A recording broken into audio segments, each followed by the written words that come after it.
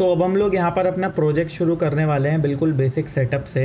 तो मैंने थोड़ा सा सेटअप करके रखा है ताकि बोरिंग ना हो जाए वीडियो। मैं आप लोगों को दिखा देता हूँ। यहाँ पर मेरा एक फ़ोल्डर रहेगा कंपोनेंट्स का, एक रहेगा कंटेनर का। कंटेनर कंपोनेंट में क्या डिफरेंस है सबसे पहले ये समझना ज़रूरी है।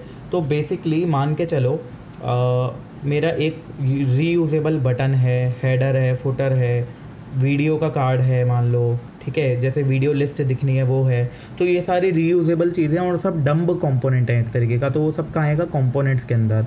और जो भी पूरा का पूरा पेज है जिसके अंदर सारा लॉजिक, बिजनेस लॉजिक भी इंक्लूड होना है, वो सब कहाँ जाएगा? कंटेनर में। एग्जाम्पल, यहाँ पर हम एक हेडर बनाएंगे जिसके अंदर 2 टैब होंगी, एक होगी यूज़र टैब, एक होगी पोस्ट टैब। तो जो यूज़र नाम की टैब है उस टैब के अंदर जो कुछ भी यहाँ नीचे पूरा का पूरा डिस्प्ले होगा वो एक लॉजिक हो गया, राइट। तो वो क्या कहाँ जाएगा? कंटेनर के अंदर, क्योंकि सारा बिजनेस लॉजिक वहाँ है। ऐसे ही जो दूसरी टैब होगी पोस्ट की, वो आ जाएगा यहाँ पर। फिर कंपोनेंट्स के अंदर मैंने एक बनाया है अपना लेआउट नाम का फ़ोल्डर। बेसिकली जो भी बेसिक लेआउट से रिलेटेड चीज़ें होती हैं वो हम अलग से सेपरेटली इसके अंदर डालेंगे। अब लेआउट में मेरे 3 फ़ोल्डर हैं, एक है यूट्यूब लेआउट, एक है हेडर, एक है डैशबोर्ड। अब इनकी कनेक्टिविटी किस तरीके से होगी मैं समझा देता हूँ। जो मेरा डैशबोर्ड कंपोनेंट है इसके अंदर मैं यूज़ करूँगा यूट्यूब लेआउट कंपोनेंट को, ठीक है। तो मैं यहाँ यूज़ करूँगा यूट्यूब लेआउट कंपोनेंट। और इस यूट्यूब लेआउट कंपोनेंट के अंदर यहाँ पर मैं यूज़ करने वाला हूँ उस हेडर को, और हेडर के नीचे यूट्यूब हेडर के नीचे मैं यहाँ पे यूज़ करूँगा आपका राउटर आउटलेट। ऐसा मैंने क्यों करा? ये दोनों चीज़ें तो मैं डायरेक्टली डैशबोर्ड में लिख सकता था, मैंने अलग से यूट्यूब लेआउट क्यों बनाया? ये इसलिए करा, मान लो मेरा फुटर भी होता तो मैं सिंपली इसके नीचे यहाँ फुटर लगा देता अपना, ठीक है। यहाँ पे मैं क्या लगा देता? अपना फुटर, और ऊपर हेडर आ जाता, नीचे फुटर आ जाता, बाकी जो भी बीच में शो करना है वो आ जाता, और सीधा सीधा ये यूट्यूब लेआउट में लगा देता डैशबोर्ड में, ख़त्म। तो जो मेरा मेन कंपोनेंट है जो लोड होगा वो कौन सा होगा? डैशबोर्ड वाला कंपोनेंट होगा, ठीक है। और डैशबोर्ड के अंदर से फिर मुझे हेडर और फुटर नज़र आएगा, और उसके हिसाब से चीज़ें डिस्प्ले होंगी। अब यहाँ पे हम लोग सबसे पहले तो अपना हेडर बना लेते हैं। हेडर के अंदर कुछ भी नहीं है, तो पहले स्टेप तो यही हो गया, ठीक है। फिर इसके अलावा जो राउटिंग है मैं वो दिखा देता हूँ। राउटिंग किस तरीके से होगी भाई? जो मेरा राउट है वो कैसे होगा? अगर पाथ खाली है, ठीक है, तो वो सीधा चला जाएगा डैशबोर्ड कंपोनेंट पे, और डैशबोर्ड के अंदर फिर 2 चाइल्ड होंगे, यूज़र एंड पोस्ट, ठीक है। तो डैशबोर्ड के अंदर क्या होगा? मेरा लेआउट, लेआउट के अंदर क्या होगा? हेडर, फुटर अगर लगाना चाहो, और बीच में आउटलेट। तो होगा क्या बेसिकली, जब मेरी वेबसाइट ओपन होगी लोकल होस्ट 4200 ओपन होने के बाद, क्योंकि मेरा डैशबोर्ड कंपोनेंट आ जाएगा, तो मुझे हेडर नज़र आएगा, नीचे फुटर नज़र आएगा, और बीच में यूज़र वाली टैब ऑटोमेटिकली ओपन होगी, उसका कंटेंट नज़र आएगा। अब हम यहाँ पे अपना यूट्यूब हेडर बनाना शुरू करते हैं, लेकिन उससे पहले एक और छोटी सी चीज़ मुझे करनी होगी। जो मेरा यहाँ पर ऐप मॉड्यूल है, इसके अलावा मैं एक और यहाँ पे मॉड्यूल क्रिएट करूँगा, मटेरियल मॉड्यूल। थोड़ा सा वीडियो बोरिंग लगे तब भी झेल लेना, क्योंकि बहुत सारी इंटरेस्टिंग चीज़ें आप इस वीडियो के अंदर डेफिनेटली सीखोगे, अच्छी कोडिंग की अप्रोचेस खासकर। ये मैंने एक नया अपना एनजी मॉड्यूल क्रिएट करा, एक्सपोर्ट क्लास मटेरियल मॉड्यूल, और इसके अंदर मैं बेसिकली इंपोर्ट करूँगा कुछ एंड एक्सपोर्ट करूँगा कुछ। Data is equal to something const data, और ये जो डेटा है ये आ जाएगा मेरा इंपोर्ट के अंदर, एक्सपोर्ट के अंदर, सिंपल, ठीक है। अब जो भी मेरी मटेरियल से रिलेटेड इंपोर्ट एक्सपोर्ट होंगे वो मैं यहाँ करूँगा, और ऐप मॉड्यूल के अंदर सिंपली यहाँ पे मैं फ्लैक्स दे रखा है, मैंने HTTP क्लाइंट दे रखा है, और उसके साथ मैं यहाँ पे दे दूँगा अपना मटेरियल मॉड्यूल, ठीक है। और अब यहाँ पर मैं अपना हेडर बनाना है मुझे, तो मुझे टूल बार यूज़ करनी है, मैट टूल बार मॉड्यूल मैं यहाँ पे इंपोर्ट करूँगा, और उसके अलावा ऑफ कोर्स मैं बटन भी यूज़ करूँगा, तो मैट बटन मॉड्यूल में इंपोर्ट करूँगा। तो अच्छा, एक और चीज़ भूल गया मैं, जो ऐप कंपोनेंट है वहाँ पर हेलो वर्ल्ड की जगह मैं क्या लगाऊंगा? राउटर आउटलेट, तभी तो राउटिंग काम करेगी। एंड ऐप मॉड्यूल के अंदर भी राउटिंग पास कर रखी है मैंने। यहाँ पर क्या दिख रहा है? स्लैश फुटर, ओके, कुछ गड़बड़ हुई है क्या? यूट्यूब लेआउट, ओके, इसको हटाओ यहाँ से। एंड हेडर अब हम यहाँ पे बनाना शुरू करेंगे।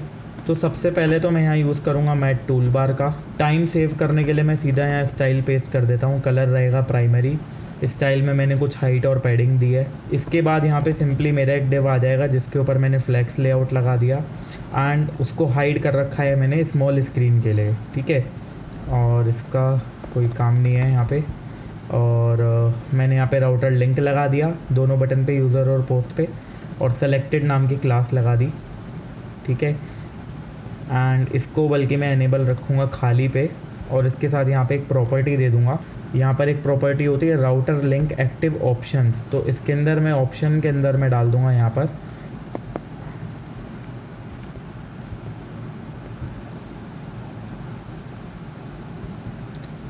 पर मैं डालूँगा एग्जैक्ट ट्रू। हाँ ठीक है, तो एग्जैक्ट ट्रू मैंने यहाँ पे डाल दी प्रॉपर्टी। तो इससे क्या होगा, खाली पे भी ये एग्जैक्टली जब खाली होगा सिर्फ तभी सेलेक्टेड वाली क्लास लगाएगा, वरना हटा देगा, ठीक है। क्योंकि ये खाली है बिल्कुल लिंक। तो होता क्या अगर मैं ये चीज़ नहीं लगाता ना, ये वाली चीज़, तो ये अगर स्लैश पोस्ट भी है तब भी इसको काउंट करता। अब यहाँ पे डॉट सेलेक्टेड नाम की मैंने क्लास लगा दी एंड डॉट सेलेक्टेड के ऊपर मैं कुछ ना कुछ बैकग्राउंड कलर दूंगा। फ़िलहाल मैंने यहाँ पे कुछ भी लगा दिया, चेक कर लेंगे वो तो कौन सा कलर सही लग रहा है कौन सा नहीं। ठीक है, ये भी ठीक लग रहा है, ठीक है। तो हमारा 2 पेज बन गए, एक यूज़र वाला बन गया, एक पोस्ट वाला बन गया। एंड आई गेस यूज़र वाले पेज में कुछ शो नहीं हो रहा, तो चेक कर लेते हैं क्या गड़बड़ है। Okay, it should show.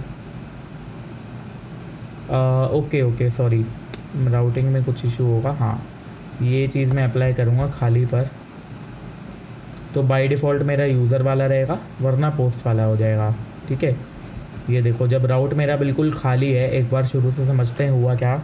मैंने क्या बोला, अगर मेरा राउट खाली है तो डैशबोर्ड कंपोनेंट दिखाओ। डैशबोर्ड कंपोनेंट के अंदर मैंने लेआउट लगा दिया। लेआउट में क्या है, हेडर दिखेगा और नीचे राउटर आउटलेट दिखेगा, यानी डैशबोर्ड के चाइल्ड, ठीक है। तो इसके चाइल्ड क्या क्या है, अगर खाली है तो यूज़र, वरना पोस्ट। तो उसके अकॉर्डिंग यहाँ पर यूज़र है तो यूज़र वाला दिख रहा है, पोस्ट है तो पोस्ट वाला दिख रहा है, सिंपल है ना। तो हमारा हेडर बन गया, नीचे वाला कंपोनेंट आ गया। अब यहाँ पर हम लोगों को और थोड़ा सा डिज़ाइन बनाना है यूज़र के अंदर। यहाँ पे कुछ यूज़र के कार्ड्स दिखाने हैं, राइट। एंड देन पोस्ट के अंदर पोस्ट दिखाने। तो सबसे पहले अब हम लोगों को API भी तो कॉल करनी पड़ेगी। तो API के लिए हम लोग यहाँ पर क्रिएट करेंगे सबसे पहले एक http.service export class http service. अभी http सर्विस क्या है अभी समझ आ जाएगा। कंस्ट्रक्टर, एंड यहाँ पर मैं यूज़ करूँगा प्राइवेट http क्लाइंट। तो बेसिकली मेरा जो कुछ भी होगा ना, जैसे पोस्ट होगा, गेट होगा, वो सब मैं अपने खुद के बना के रखूँगा HTTP सर्विस के अंदर। तो यहाँ पर जो हम डमी API यूज़ करने वाले हैं, जेसन प्लेस होल्डर नाम की डमी API है, तो उसका बेस URL ये है।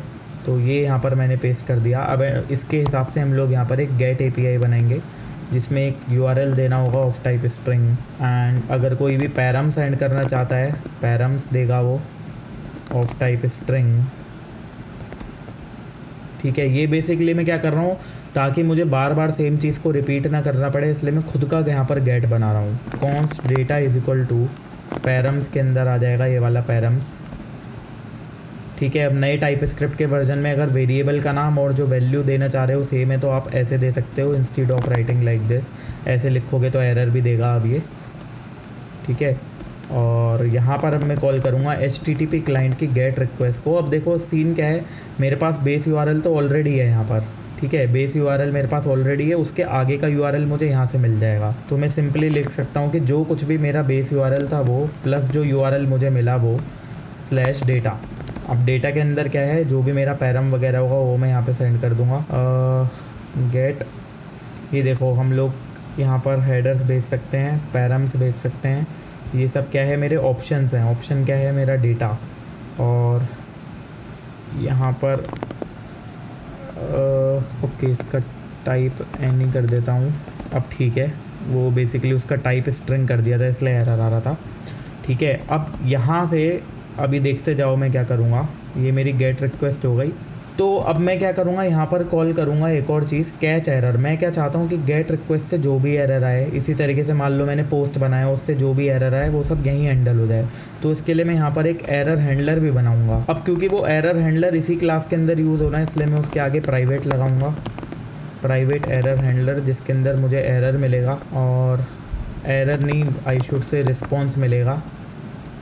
और ये मिलेगा कहाँ से, जैसे ये है तो इसके ऊपर मैं पहले तो पाइप लगाऊंगा ऑब्जर्वेबल लगाने के लिए, और एक पाइप होता है कैच एरर, कैच एरर का मैं यहाँ पे यूज़ करूँगा। एंड इसके अंदर पास कर दूँगा अपना एरर हैंडलर, एंड उसके अंदर बाइंड कर दूँगा मैं दिस को,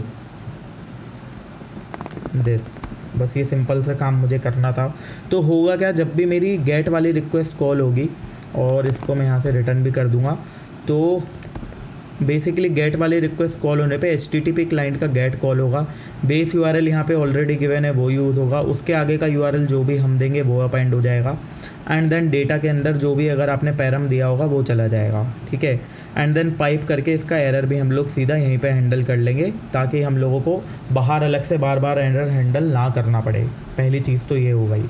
अब दूसरी चीज़ क्या है, यहाँ पर इसको अप्रोच का फ़ायदा क्या है भाई, आप ज़्यादातर क्या करते हो, आप ऑथेंटिकेशन को भी हैंडल करते हो JWT टोकन के थ्रू, तो वहाँ ये बहुत हेल्पफुल रहेगा। मैं दिखाता हूँ कैसे। For an example, local storage के अंदर आपने ऑथ टोकन इस की के नाम से सेव करा है, तो हम लोग यहाँ पर एक और प्राइवेट फंक्शन बनाते, फिर मैं टाइम बचाने के लिए सीधा पेस्ट कर देता हूँ, गेट ऑथ हेडर नाम का, जिसके अंदर हम लोगों को हेडर मिलता, और हम लोग क्या करते हैं यहाँ से रिटर्न कर देते ऑथराइजेशन बैरियर। लोकल स्टोरेज से हम लोग आइटम निकालते क्या, ये वाला, ठीक है। तो ऑथेंटिकेशन टोकन हमें मिल जाता, और वो हम हर बार ऑथराइजेशन वाली फील्ड पे सेट कर देते। अब इसका फ़ायदा क्या होता है, जैसे मेरी गेट रिक्वेस्ट है, अब यहाँ मैं इसके साथ लिख देता हेडर और this dot gate auth header. तो इसका फ़ायदा क्या होता, अब जितनी भी बार मैं रिक्वेस्ट सेंड करूँगा गेट वाली, मुझे बार बार टोकन सेट नहीं करना है वाला बैठकर, वो ऑटोमेटिकली सेट हो जाएगा, ठीक है। मैं इसको लिखा भी रहने देता हूँ ऐसे ही, ताकि आपको ध्यान रहे। एंड ये फ़ायदा है बहुत ज़्यादा, मतलब ना कोडिंग अप्रोच सही करोगे तो बहुत कुछ सही हो जाता है। जैसे अभी ये क्लास बनाई, इससे कितनी ज़्यादा चीज़ें इजीली हैंडल हो जाएंगी अब। और यहाँ पे मुझे इसका गेट टाइप भी देना चाहिए, ऑब्जर्वेबल ऑफ टाइप एनी, ठीक है। अब ये जो एरर हैंडलर है, इसके अंदर क्या करना है देखते हैं। तो बेसिकली जो भी एरर होगा वो हमें यहाँ पे मिलता है रिस्पॉन्स डॉट एरर के अंदर। अब मैं क्या करूँगा, इस एरर की पहले सारी की सारी कीज़ निकाल के रख लूँगा, कॉन्स्ट कीज़, क्योंकि ये क्या है, एक ऑब्जेक्ट है। तो ऑब्जेक्ट डॉट की का मैं अप्लाई करके ये एरर पास कर दूँगा, यहाँ मेरे पास सारी कीज़ आ जाएंगी इसकी। इसके बाद कॉन्स्ट मैसेज, एरर का जो मैसेज होता है वो पहली वाली की के अंदर होता है हमेशा एरर के। आप इसको कंसोल लॉग करा के देखना तो आपको पता लग जाएगा। तो सिंपली मैं क्या करूँगा, जो यहाँ मेरा एरर है ये क्या है, एक ऑब्जेक्ट है। अब ऑब्जेक्ट के अंदर अगर मैं कीज़ की 0 वाली वैल्यू डाल दूँगा, ठीक है, या इसको थोड़ा सिंपल कर देता हूँ, keys equal to keys 0, and then यहाँ पर मैं पास कर देता हूँ की। तो बेसिकली मैंने करा क्या, मान लो जैसे मेरा ऑब्जेक्ट है, अब ऑब्जेक्ट के अंदर A है, उसकी कुछ वैल्यू है, B है, उसकी कुछ वैल्यू है। तो ये क्या है, ये मेरा एरर का ऑब्जेक्ट है, इसके अंदर से A, B ये दोनों वैल्यू मैंने अलग कर ली कीज़ के अंदर। अब मुझे पता है जो एरर का मैसेज है वो पहली की के अंदर मिलता है, यानी कि A के अंदर, तो वो मैंने की निकाल ली। मैसेज क्या हो जाएगा, जो भी ये मेरा ऑब्जेक्ट था इसके अंदर मैं वो की डाल दूंगा, तो यहाँ से मुझे एरर का मैसेज मिल जाएगा। अब एक और चीज़ मैं चेक करूँगा, ये भी इंपॉर्टेंट स्टेप है, if error dot sorry not error, response नाम है, response dot status is equal to 401। भाई कई बार क्या होता है, जैसे मान लो यूज़र ने लॉगिन करा और JWT टोकन बाद में एक्सपायर हो गया, ठीक है ना। तो JWT टोकन बाद में एक्सपायर होने का क्या मतलब है, एरर 401 वहाँ पर मुझे मिलेगा। तो उस टाइम पे मैं क्या करूँगा, यूज़र के जो ऑथ टोकन है उसको डिलीट कर दूँगा, उसके साथ साथ मैं यहाँ पर उसको रीडायरेक्ट कर दूँगा वापस से लॉगिन पेज पर, ठीक है ना। तो इस एरर हैंडलर का क्या फ़ायदा है, जब भी रिक्वेस्ट फेल हुई टोकन अनऑथराइज होने की वजह से, तो ऑटोमेटिकली ये वाला टास्क परफॉर्म हो जाए। इसके अलावा एक और चीज़ मैं यहाँ पे लिखूँगा, वो क्या होगा कि अगर मेरा जो एरर था, इस एरर के अंदर मैंने की डाली लेकिन ये फिर से एरे है, यानी कि जो मैसेज था ये मैसेज ना होके फिर से एरे निकल गया, तो उस केस में मैं क्या करूँगा, जो मेरा मैसेज था उसको कर दूँगा एरर के अंदर फिर से की डाल के उसकी जो 0 वाली वैल्यू थी वो। कई बार क्या होता है कि ये जो मेरा एरर की था ये फिर से एरे निकल गई, उस केस के अंदर मुझे फिर से 0 वाला एलिमेंट लेना पड़ता है। अगर यहाँ पर जो मेरी की है वो की निकलती है इज इक्वल टू इस ट्रस्टेड, ये सारी चीज़ें ना कि की वैल्यू क्या होगी क्या नहीं होगी, ये सारा तामझाम आपको मिल जाएगा, आप कंसोल लॉग करके देख लेना इसको, ठीक है। तो की इज इक्वल टू ट्रस्टेड का मतलब ये एरर तब आता है जब भी internet connection this will occur when not connected to internet, ठीक है। तो जब भी ये एरर आएगा आप यहाँ से क्या करोगे, जो टोस्ट होती है उस टोस्ट के थ्रू शो कर दोगे कि भाई आपका इंटरनेट कनेक्शन नहीं है। एल्स जो भी यहाँ पर आपका मैसेज होगा वो क्या हो जाएगा, जो भी की थी वो प्लस 2 डॉट लगाकर मैसेज, जैसे कि एरर डॉट और फिर एरर का मैसेज, ऐसे आप शो करोगे कि यहाँ पर एरर होगी, हमेशा देख लेना आप करके। तो की डॉट एरर का मैसेज आपको दिख जाएगा। इसके बाद आपको सिंपली कुछ नहीं करना, यहाँ पे आप call snack bar and show error with message, ठीक है। और इस केस में भी आप स्नैक बार में दिखाओगे लेकिन you are not connected to internet ऐसा कुछ दिखाओगे। तो ये आपका तैयार हो गया एरर हैंडलर। अब आपको सिंपली क्या करना है, एरर हैंडलर के अंदर बाइंड करना है दिस, ताकि यहाँ पर जो है ये जो एरर का रिस्पॉन्स था ये पहुँच जाए, क्योंकि मैंने पाइप के अंदर डायरेक्ट कैच एरर यूज़ करा है, ठीक है। तो इसलिए मुझे इसको बाइंड करना पड़ेगा दिस से, ताकि मुझे यहाँ पे रिस्पॉन्स मिल जाए, ओके। एंड जब ये सारा तामझाम ख़त्म हो जाएगा इसका, फिर लास्ट में मैं यहाँ से रिटर्न करूँगा थ्रो एरर नाम का ऑब्जर्वेबल होता है, वो रिटर्न करूँगा मैं, जिसके अंदर मैं सेट कर दूँगा जो मैसेज है वो हो जाएगा मेरा मैसेज, बल्कि मैसेजेस के अंदर मैं सेट कर दूँगा मैसेज, एंड एरर के अंदर मैं सेट कर दूँगा एरर, क्योंकि फील्ड और वैल्यू सेम है तो ऐसे देना पड़ेगा। तो इससे क्या होगा, थ्रो एरर की मदद से, ये क्या है, एक ऑब्जर्वेबल है, जहाँ कहीं भी मैं इसको यूज़ कर रहा हूँ, जैसे पाइप करने के बाद मैंने यूज़ करा है, तो जब गेट को मैं सब्सक्राइब करूँगा इसके अंदर भी एरर मुझे डिटेक्ट हो जाएगा और रिटर्न होके मुझे क्या मिलेगा, मैसेज के अंदर मैसेज और एरर के अंदर एरर, ठीक है। ये हो गया अपना एरर हैंडलर तैयार, गेट रिक्वेस्ट तैयार। तो ये अपनी HTTP सर्विस तैयार हो गई। अब मैं एक और यहाँ पर सर्विस बनाने वाला हूँ जिसका मैं नाम दूँगा API service, export class API service. एक चीज़ भूल गया मैं, इसके ऊपर @इंजेक्टेबल नहीं लगाया मैंने, ठीक है। और API सर्विस हो गई अपनी, इसके अंदर आ जाएगा कंस्ट्रक्टर, यहाँ पे भी मैं लगाऊंगा @इंजेक्टेबल। तो यहाँ पर मैं प्राइवेटली क्या लूँगा, अपनी HTTP सर्विस को लूँगा, HTTP सर्विस। तो अब देख रहे हो क्या है, एक और प्रिंसिपल होता है यहाँ पर डिज़ाइन पैटर्न्स का, जिसको हम लोग बोलते हैं डिपेंडेंसी इंजेक्शन प्रिंसिपल। कहने का क्या मतलब है कि एक चीज़ के ऊपर एक कोई भी चीज़ डायरेक्टली डिपेंडेंट नहीं होनी चाहिए दूसरी चीज़ के ऊपर। अब यहाँ पे हमारा फ्लो क्या है, जो भी मेरे कंपोनेंट हैं, my component are dependent on API service, API service dependent है मेरी HTTP सर्विस के ऊपर, और HTTP सर्विस डिपेंडेंट है मेरी HTTP क्लाइंट के ऊपर। तो आप देख रहे हो जो HTTP क्लाइंट है उसको मैं डायरेक्टली अपने कंपोनेंट के अंदर यूज़ नहीं कर रहा, डिपेंडेंसी मैंने बांट दी। जो कंपोनेंट है वो कॉल करेगा API सर्विस को, API सर्विस कॉल करेगी HTTP सर्विस को, HTTP सर्विस फाइनली कॉल करेगी HTTP क्लाइंट को, और ये जो फंक्शनैलिटी थी HTTP क्लाइंट की ये हिडन हो गई, ठीक है। और अब मैं अपनी सर्विस पे आ जाता हूँ।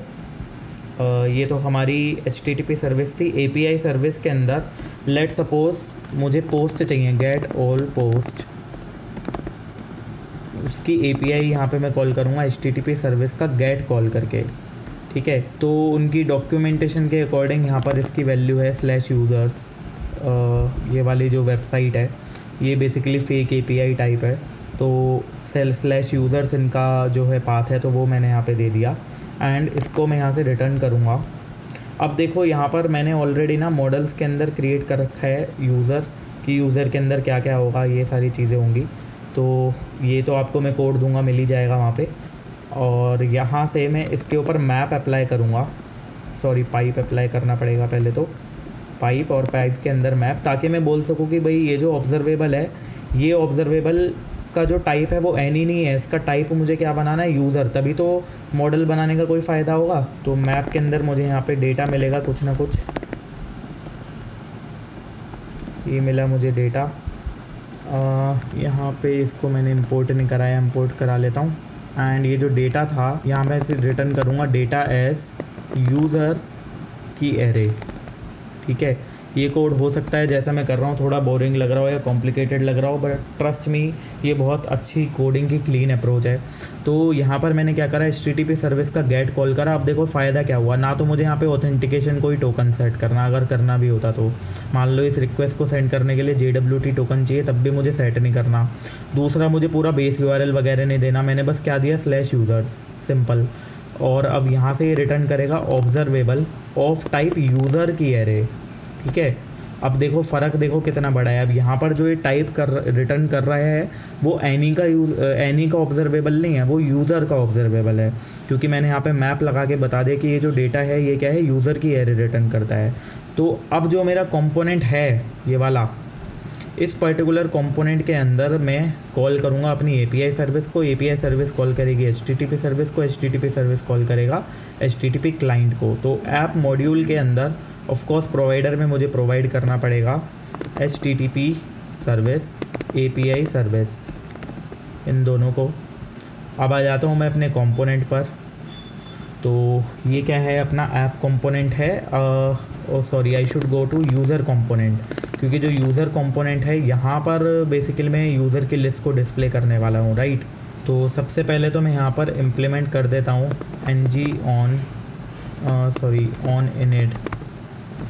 ऑन इनिट को, एंड यहाँ आ जाएगा ng ऑन इनिट।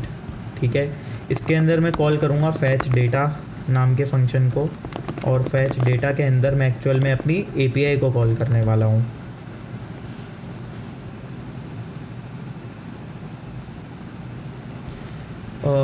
यहाँ पर कंस्ट्रक्टर में यूज़ करूँगा प्राइवेट API सर्विस को।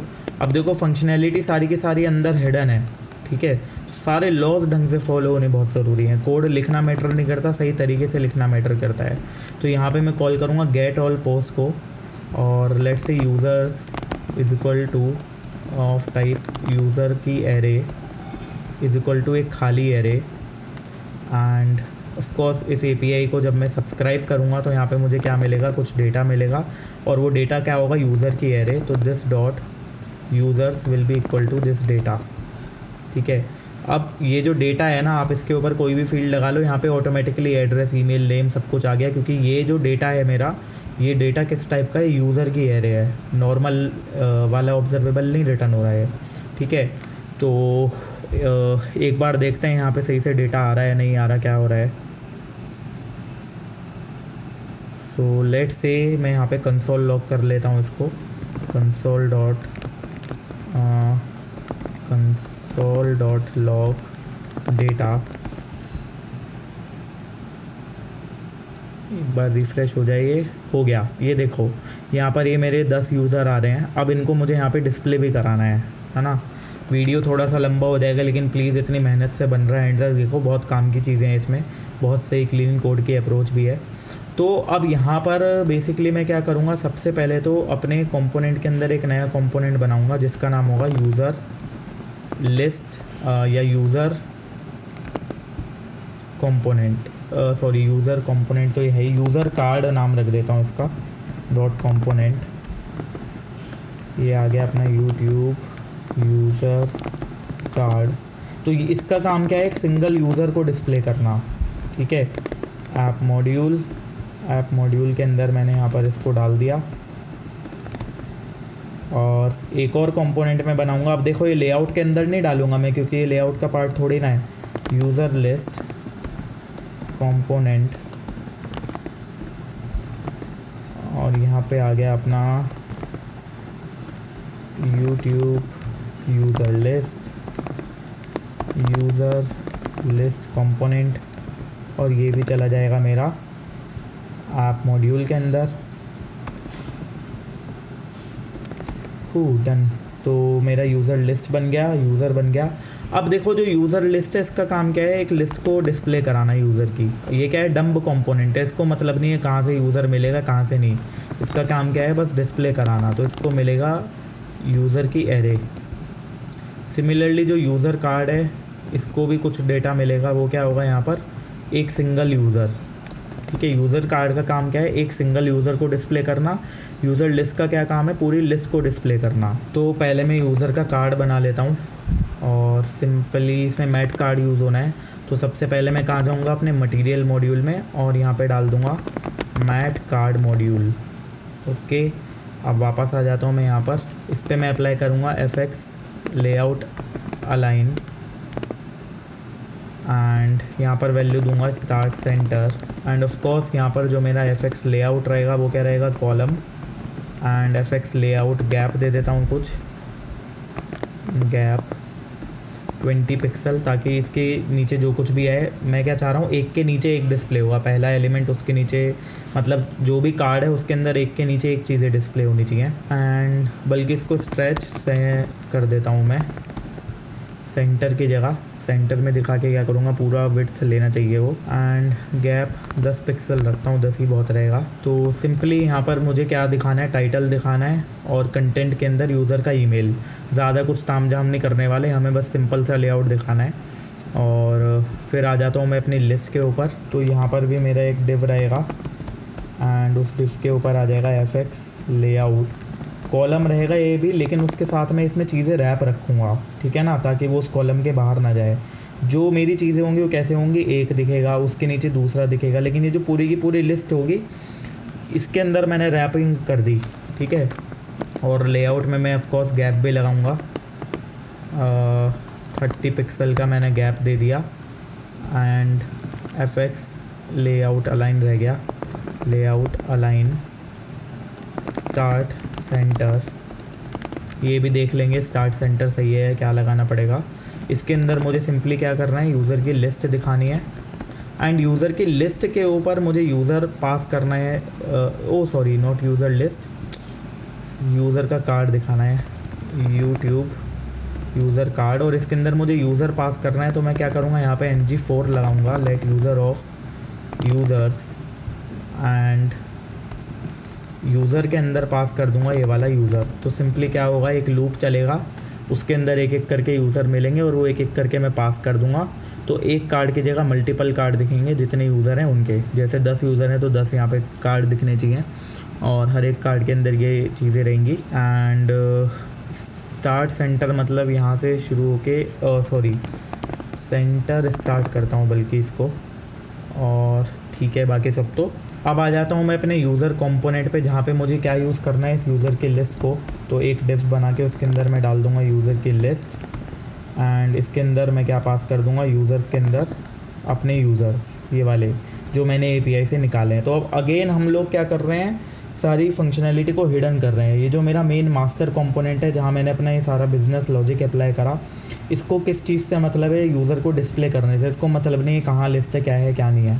फिर लिस्ट को किससे मतलब है कि मुझे यूज़र सारे मिल जाएं और मैं आगे उनको डिस्प्ले करूं। कार्ड को किससे मतलब है कि मुझे एक यूज़र मिल जाए और मैं उसको डिस्प्ले करूं।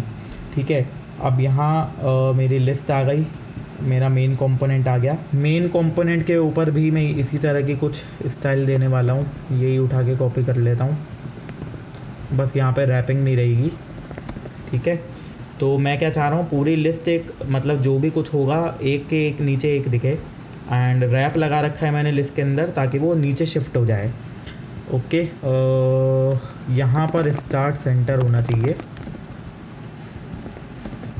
और लेआउट गैप ठीक है। अब एक बार देख लेते हैं कैसा दिख रहा है। ओके, ये तो एक के नीचे एक आ रहा है कॉलम, इसके अंदर अपनी यूज़र लिस्ट आएगी, एक के नीचे एक। अच्छा सॉरी, रो करना पड़ेगा ना, रीलोड हो जा। हाँ अब ठीक है, लेकिन ये कार्ड तो बड़ा अजीब सा दिख रहा है, कार्ड जैसा है ही नहीं। यहाँ क्या गड़बड़ करी है मैंने, ओ सॉरी, मैट कार्ड के अंदर डालना है, डिव लगा दिया मैंने। हाँ अब ठीक है, अब ये सारे कार्ड जैसे तो दिख रहे हैं, और इस गैप को बढ़ाता हूँ, और उसके साथ साथ कार्ड के ऊपर कुछ मार्जिन भी दे देता हूँ। हाँ, अब देखो अब सारे यूज़र अलग अलग दिख रहे हैं। अब यहाँ पे यूआई बनाना हमारा मेन फोकस नहीं है। अब देखो दिक्कत क्या है, जब मैं यूज़र पे आ रहा हूँ ना तो वापस से एपीआई कॉल होगी हमेशा। इस प्रॉब्लम को हम सॉल्व करेंगे आगे रिडक्स के थ्रू। अभी तो हमने बस बेसिक सेटअप कराया आज कंप्लीट इस वीडियो में। तो ये देखो मैं अभी पोस्ट पर हूँ, मैं यूज़र पे आया तो देखो ये यूज़र की एपीआई कॉल हुई। मैं पोस्ट पे गया, मैं यूज़र पे आया, फिर यूज़र की एपीआई कॉल हुई। मैं फिर से पोस्ट पे गया, यूज़र पे आया, फिर यूज़र की एपीआई कॉल हुई। ठीक है, तो चलो अब नेक्स्ट वीडियो में आगे की चीज़ों को देखेंगे। फ़िलहाल हमने अपना एक बेसिक सेटअप बिल्कुल क्लीन कोडिंग की बेस्ट अप्रोच के साथ यहाँ पे कवर करा है, जिसमें कि हमने सारे कार्ड्स वगैरह सब कुछ डिस्प्ले भी कर लिया।